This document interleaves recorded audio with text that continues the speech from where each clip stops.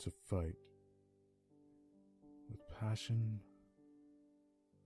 to fight with fire, with defiance, to fight, to be yourself, to be who you want to be,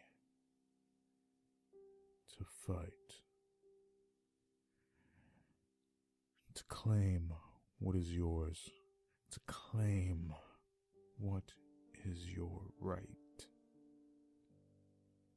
And mine was to love, and mine was to sing. Mine is to be defiant. Summer. I've become impossible, holding on to when everything seemed to matter more. The two of us, all used and beaten up, watching fate as it flows down the path we have chose. You and me, we're in this together now. None of them can stop us now. We will make it through somehow. You and me, if the world should break in two, until the very end of me, until the very end of you. Awake to the sound as they peel apart the skin. They pick and they fold, trying to get their fingers in. Well, they gotta kill what we found. Well, they gotta hate what they fear. Well, they gotta make it go away. Well, they gotta make it disappear. The farther I fall, I'm beside you. As lost as I get, I will find you. The deeper the wounds, I'm inside you. Forever and ever, I am a part of you and me. We're in this together now. None of them can stop us now. We will make it through somehow. You and me, if the world should break in two, until the very end of me, until the very end of you.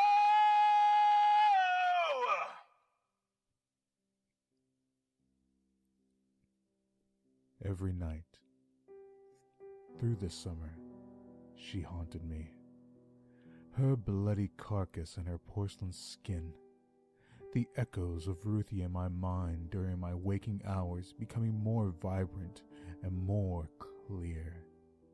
Her message to come home over the rainbow, becoming a mantra I opened my eyes to. We could never determine how I knew her face. Perhaps the description that Marcus had given had always remained as a subconscious picture. And Marcus, he did his best to console me in the mornings, but soon it arrived to an insomnia in order to run from those nightmares.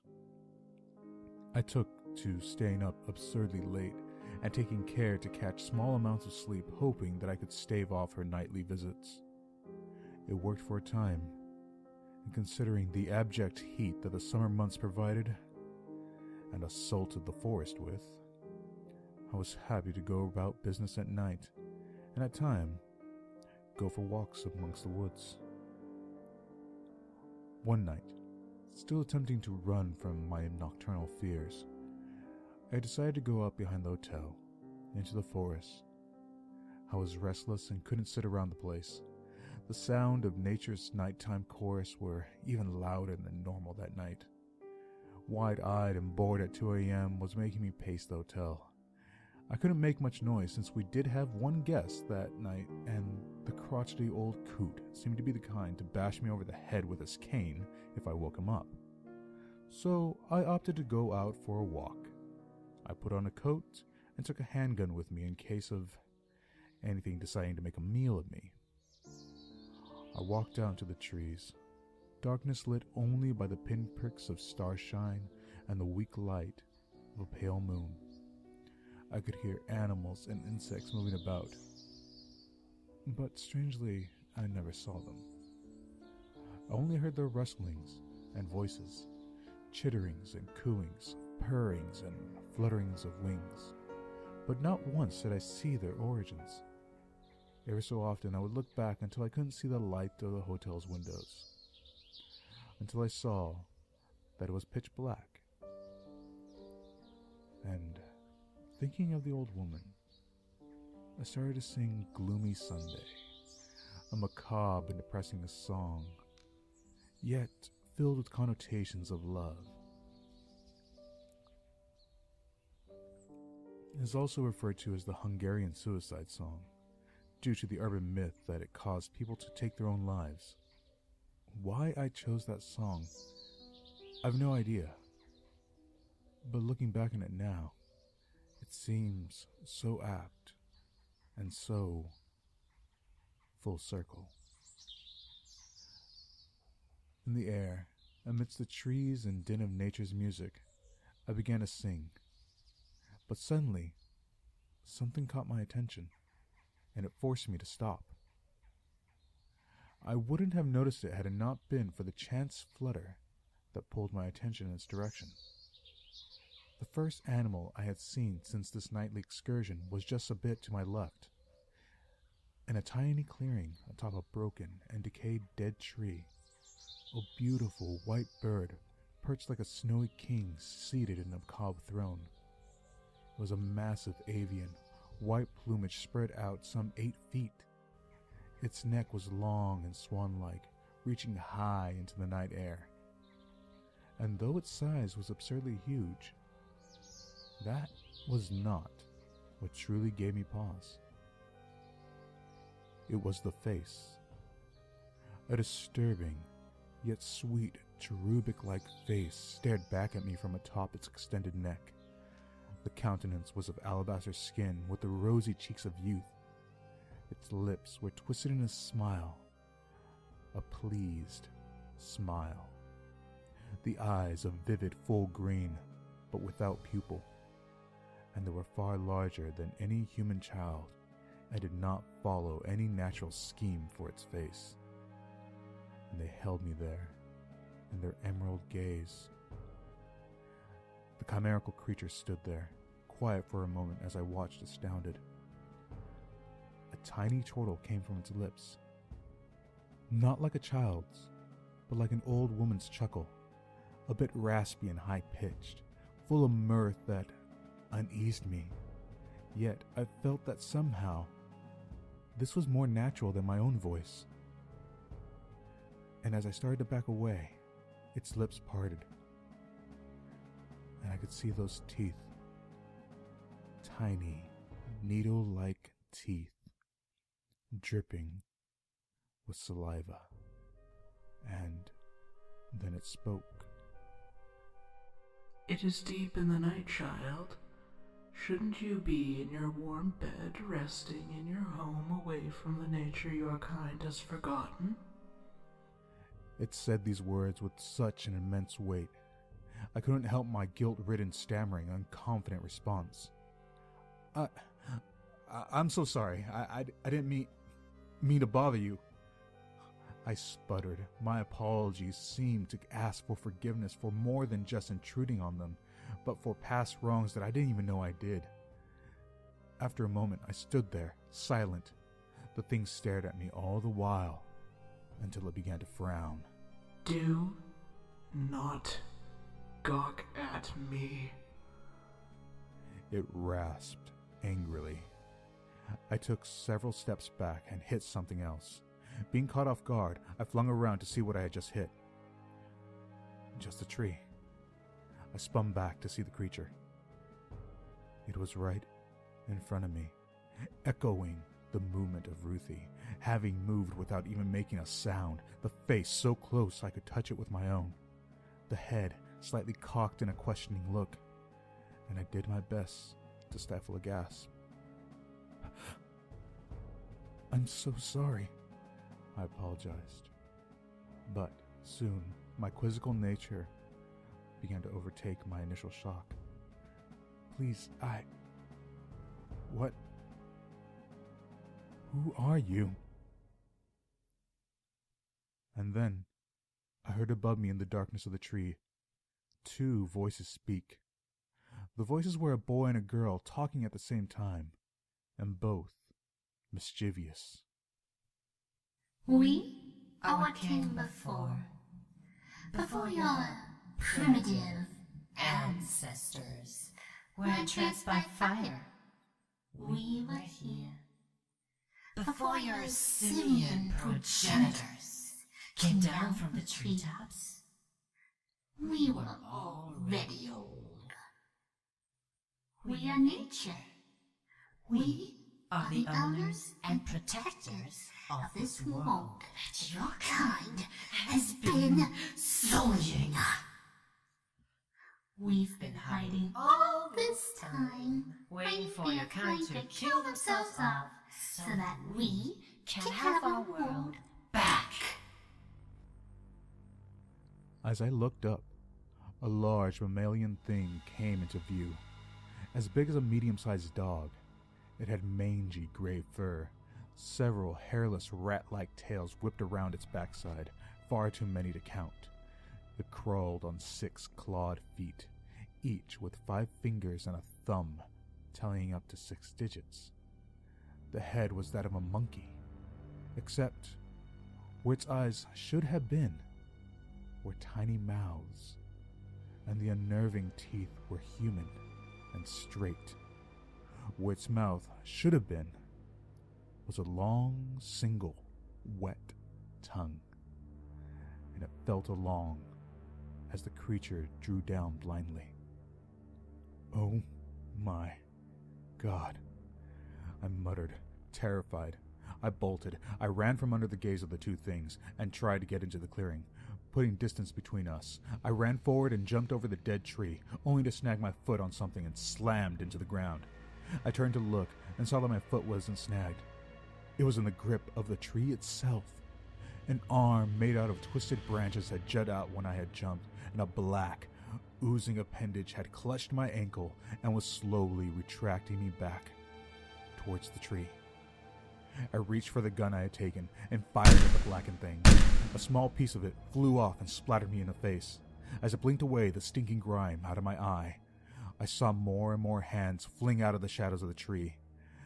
Like the original one, they were black and slimy with organic decay. As the hands wrapped around me, I saw tiny little black eyes and mouths beginning to erupt from them. "Where do you think you're going, child? We want you," they said in unison. I couldn't help it. I screamed at this point. Whatever resolve I had given way to terror. The hands pulled me up against the tree and held me in place. "Hold still, little one," the tiny mouths hissed. One hand held my head up against the ground and turned me slightly so I could look at the decayed branches.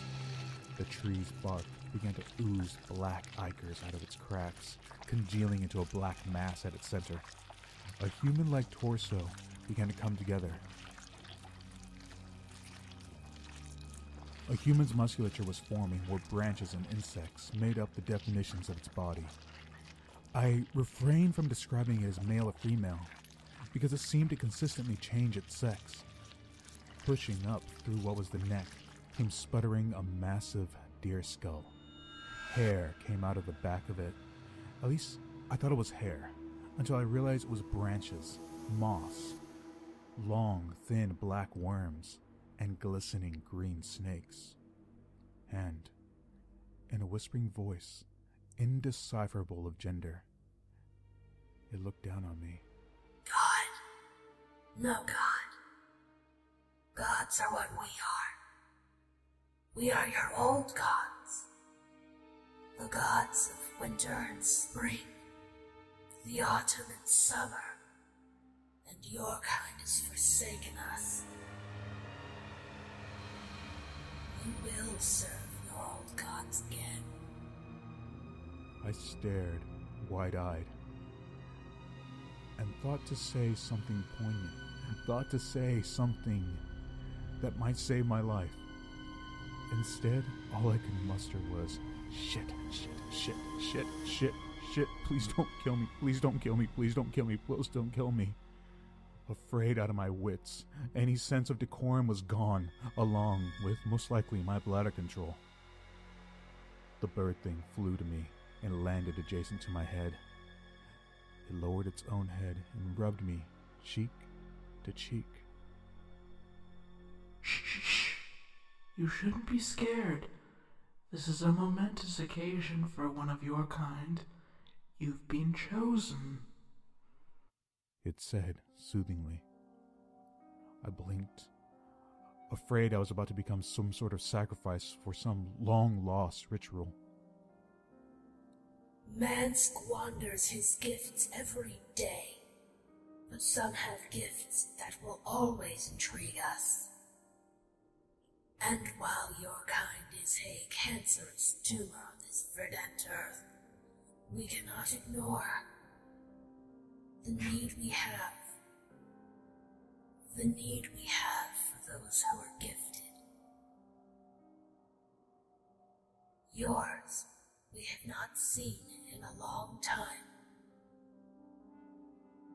and we would like you to come and sing for us. The black thing whispered.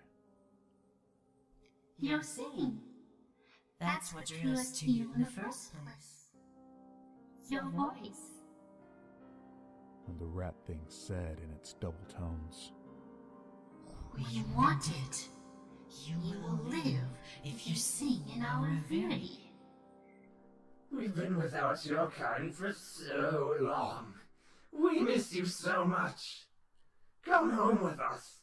Those tiny mouths hissed. I blinked. Sing for a couple of creatures from primordial time, and I get to live? I didn't understand, except that using my voice for whatever this reverie was, which I assumed was some sort of celebration, was going to keep me breathing and get me back to Marcus. If this means I won't die, yeah, sure, okay. The things smiled at each other, and then back at me. The black thing spoke. Sing us 4 songs, child of man. One of life blooming anew in spring. One of fire and love in the summer. One of acceptance, the coming end in the fall. And one of death in winter. After the 4th, it will be done. Go on. Sing. Give us your gift. Its voice sounded like 1,000 whispers at once at that point. It both terrified and awed me. The things holding me in place let go slowly, their grime leaving thick slime trails on me. Slowly I stood up straight. Looking around, I could see the quartet surrounding me. But more than that, I could see the animals in the woods starting to come to view. Deer walked in darkness, and birds all fluttered in. Possums and mice skittered across the trees, while the glittering eyes of feral felines and canines shone in the night between the trees. Insects buzzed around while worms and snakes slithered around my feet. I closed my eyes and started to sing. I sung of nature breathing anew in the springtime. As I did so, I could feel the sprinkling of dew on my face, and the smell of fresh flowers filled my nostrils. But I kept my eyes shut. I sang of love and passion burning bright in the heat of summer. When I had switched, the moisture was replaced by a warmth. And though my eyelids were shut, I could still make out a light shining brightly. Though I kept my eyes still screwed shut, I needed to be good. I needed no distractions. I needed to do this right. I didn't want to offend these things with poor singing. I moved on to a happy, celebratory song full of vibrancy and joy, and of a reward after a long job well done. I could smell food and herbs filling the air. A cool breeze was hitting me, and I could hear talking and laughing. More than just the four that were around me. And my curiosity finally gave in as I finished the third song. I opened my eyes, and I stopped singing. My brain couldn't process what I was looking at. I wanted to scream, but I couldn't. I just couldn't bring myself to make another sound. The scene around me was still the trees and the nighttime sky, but that was all that was familiar to me. The four things were still there, but they were joined by more of what I could only assume were their kind. Things that defied anything I'd ever seen in biology. The deer's hooves were now backwards human hands, and their heads were replaced with masses of writhing tentacles. Birds were a tangled mess of wings and beak, but no body or feet. The possums and rats had long since lost their fur and were nothing more than musculature and teeth 3 times their original size. The insects buzzing had grown tiny human heads atop their hairy bodies, large bulbous eyes with needle-like teeth and thick red hair. I could see faces moving along the tree barks, some human, some quite inhuman. I could see spiders with their bodies made of leaves and branches walking around webs of moss above. The warmth I was feeling were large ropes of meat at my feet.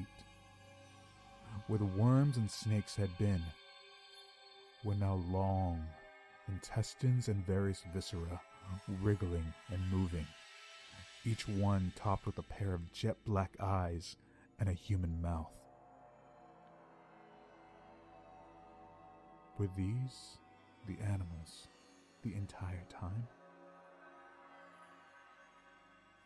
The black thing in the middle, the thing made of murk and slime, looked at me.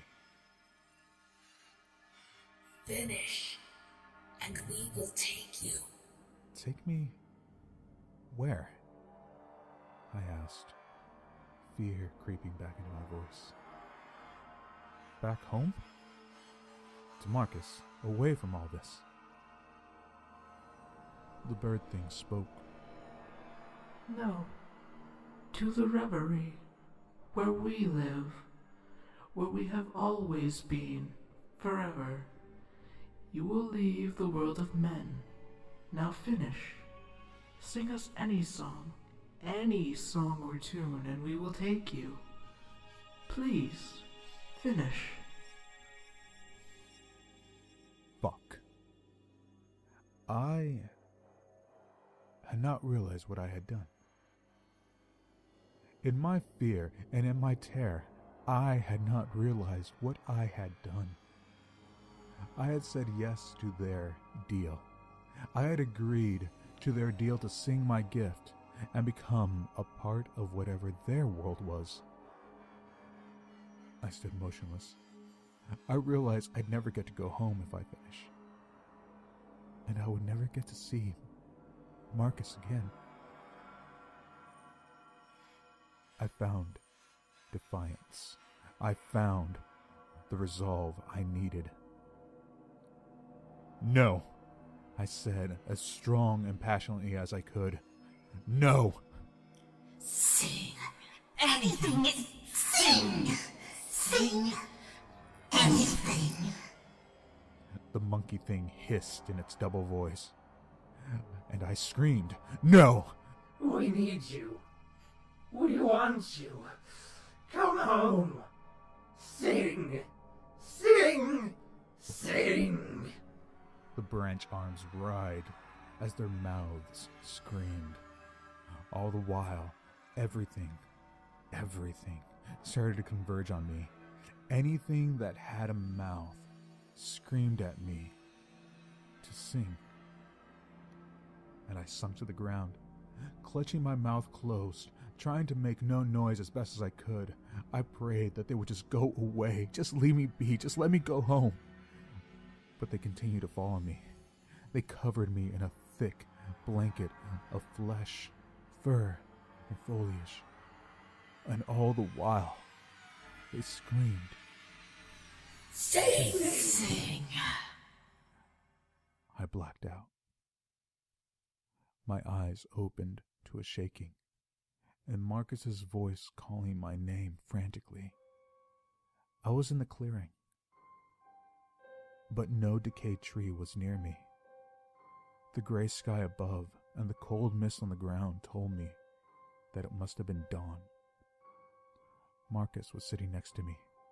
He stared at me sorrowfully. Thank God. What happened? What's wrong? Why the fuck are you out of here? What? He stopped his questioning, realizing that I wanted to talk. I looked at him as resolute as I could, and I told him everything right then and there. And he just listened. He didn't judge me. He didn't ask questions during my recollection. He just nodded while I spoke and held my hand. And at the end of it, I broke down crying.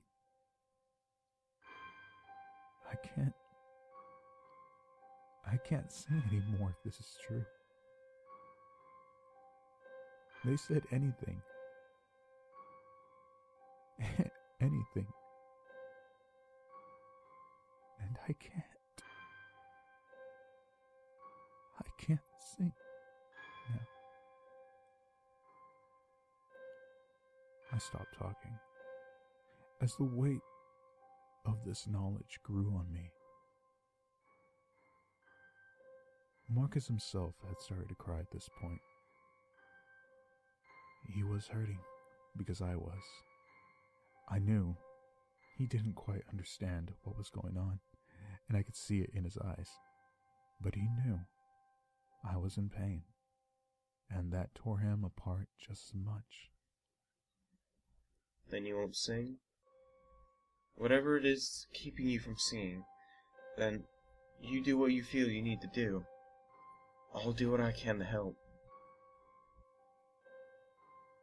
He said as carefully as he could, the confusion and love in his voice undeniable. He dragged me home. I did my best to reprocess everything in my head. None of it made sense, but all I knew is that I couldn't test the lumbering threat that resounded in my brain. That lumbering, terrible command issued by those things. Sing! I lost track of the walk back home. On autopilot, Marcus led me back. I was vaguely aware that he asked me if I needed a shower, and I vaguely remembered nodding, a kiss on the forehead, and an I love you. I soon found myself meandering into the shower. After washing away the desiccation that was on me, I found myself considering that perhaps it was all a hallucination. Perhaps I had dreamt it. I mean, I had been mentally exhausted by the nightly visits, by Ruthie causing me to have such terrible insomnia. I pulled myself out and breathed deeply. I determined and decided that it all had been a dream, a madness brought about by lack of sleep. I went to wipe the steam off the mirror. And I opened my mouth, deciding in pure defiance that I would sing. I would prove to myself that there was nothing to be afraid of. Everything was going to be all right. And a song came to mind, one full of passion and happiness. And just then, all of my hope, all of my confidence was shattered. Behind me, I could hear a sound like something wet streaking across glass. And reality, terrible, terrible reality, had decided to come crashing down on my mind and on my soul. There, on the outside of the window, written into the condensation, and on the fringes of the glass, the tip of something receded after it had written its message. A singular word, a single monstrous command. There, written on